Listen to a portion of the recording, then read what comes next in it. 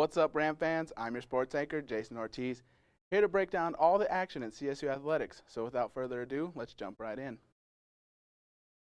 Last Saturday, CSU took on FCS opponent Illinois State here in Fort Collins. Going into Saturday, the Rams were undefeated on Ag Day, but that streak soon came to an end. Illinois State knocked off CSU 35-19. It's disappointing, but that's a good team, and we didn't play to our best of abilities, for sure. So we just got to go back in this bye week and in the preparation for San Jose, and just start from square one. Go back to the basics and things like that.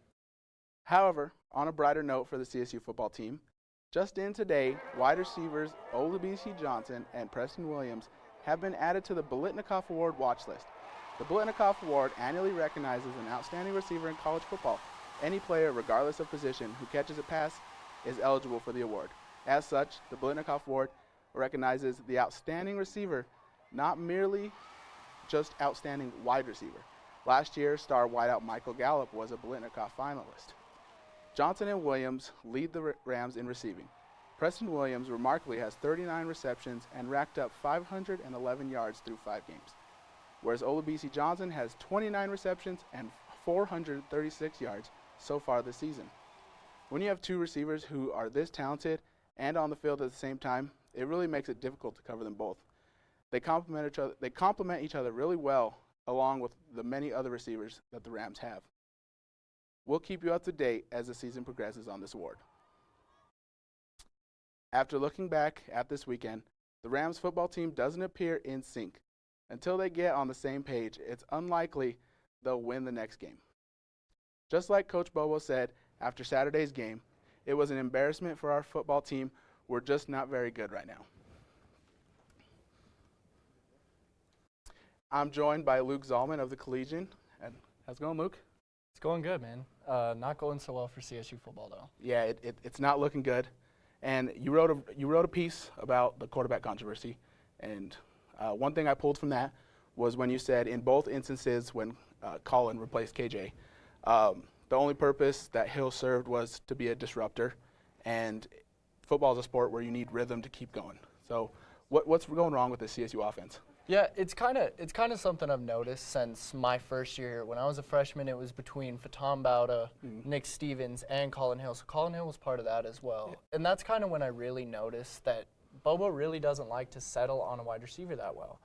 It's something that he's brought into this year. After last year, he allowed Nick Stevens to do kind of whatever he wanted with the offense. He was kind of an expert at it, so he let him kind of do, what he chose, and it turned out to be one of their most successful offensive seasons ever. And then this year, for some reason, he switched back to using KJ and Colin, with Colin coming in at very odd times. It's either the drive after a score or the 2 drives after a score, and it just really disrupts the rhythm of KJ, I think. Yeah, it seems like that Colin really comes in because Bobo wants him to get the playing time. He thinks that Colin is possibly going to be his starter in the future, because KJ, since he's a graduate senior. But I think he does come in and disrupt KJ's rhythm a little bit. Yeah, it's one of those things where he's coming off of his second torn ACL. And so, they want to get him snaps, they want to get him in the game, but at the same time, they really need to let him heal. He's coming off 6 months of rehab. That's really not long for a torn ACL, especially your second one. He tore it playing basketball over the summer. And so they really didn't give him enough time. They kind of rushed it. Colin felt that he was okay, given the fact that he had already been through rehab once.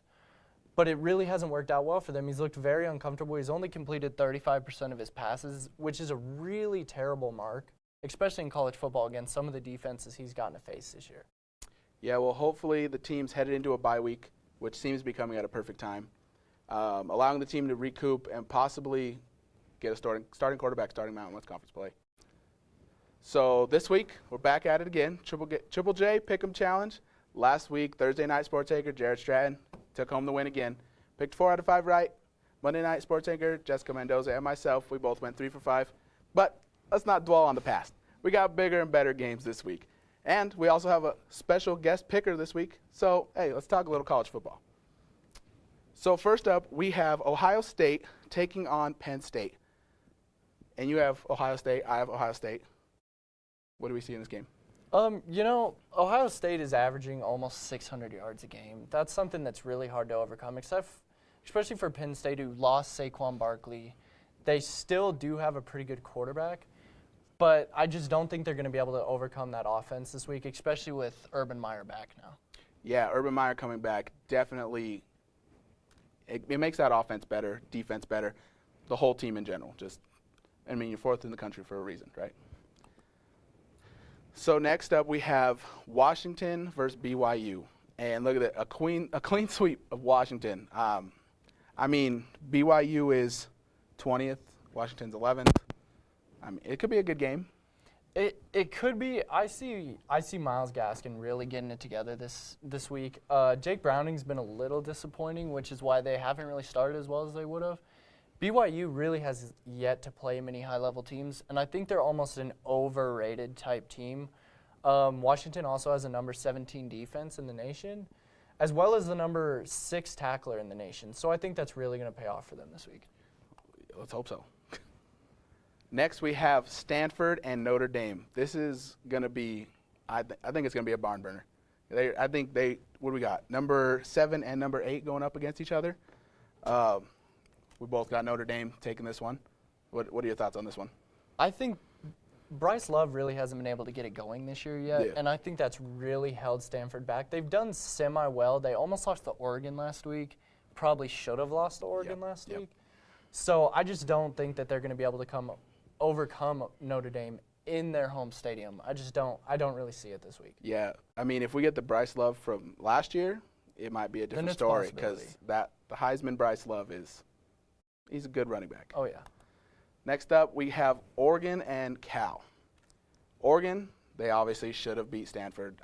They let that game just slip right through their fingers. But what do you see them doing against Cal? Well, they have the number 1 NFL draft prospect at quarterback right now, and I really see them being successful this week.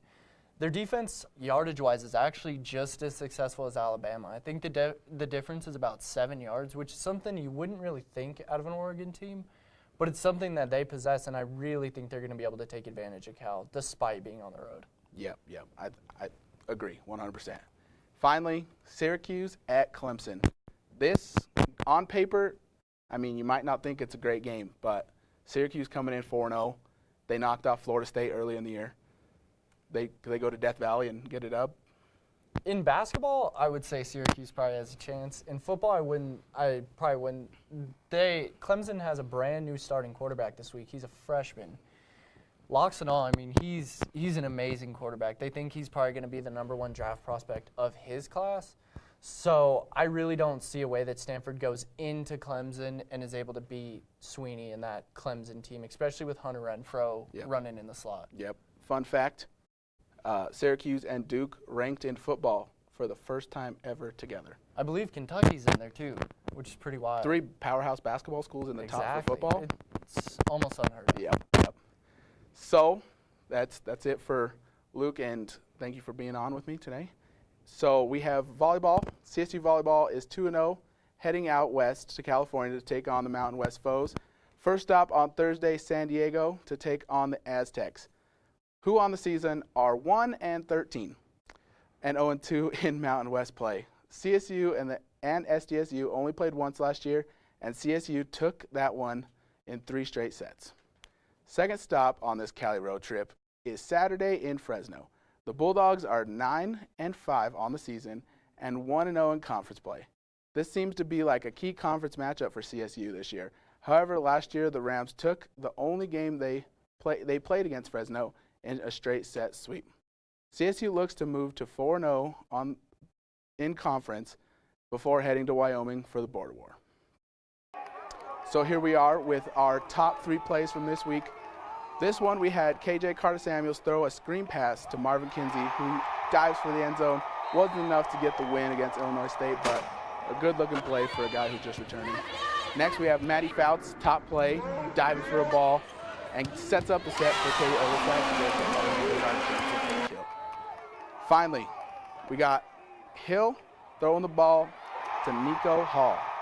Nico Hall, freshman, celebrating that touchdown like, you know, it was early in the season, and he wanted to get the win, but it just wasn't enough. Well, that's all from me, Rams. Make sure you follow the CTV Twitter page to stay up to date on CSU sports through the week. But don't go anywhere. Justin has all your entertainment news up next.